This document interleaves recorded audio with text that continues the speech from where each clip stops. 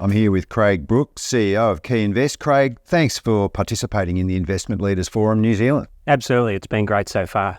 Craig, we've seen private markets become an increasingly important conversation between investment committees, advisors and their clients. What do you see as the core reason why an asset class like private credit is attractive to investors? So I think it's absolutely part of a portfolio and needs to be part of a portfolio, but there's three things that come out consistently.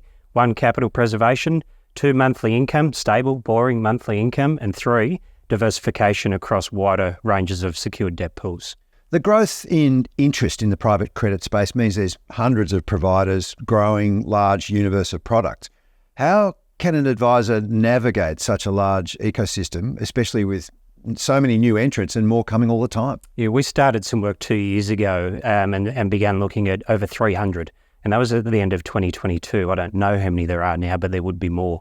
The reality is it's hard because there's not a central data point and there's not necessarily anything that allows sharing beyond a feeling of opaqueness. So we've been looking at this as an investor, considering it as an investor and thinking about how we can produce that sort of information to investors across Australia.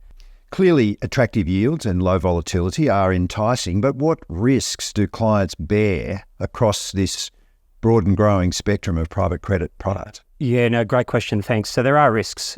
We've thought about risks in terms of 16 different criteria and how we have been taking managers across Australia through that 16 criteria before considering investments. But there are absolutely risks. The difference, though, when it's property-backed is you're investing at the top of the capital stack, not necessarily at the bottom where equity is. And so you do have a level of preservation when it comes to the first mortgage, in the majority of occasions, first mortgage that's in place. Presumably a diversified portfolio composed of best-of-breed managers is a great way to access this market. But what would a really ideal situation look like to you? Yeah, ideal for us would be that those best-of-breed managers have actually been looked at, sourced and put through some form of criteria.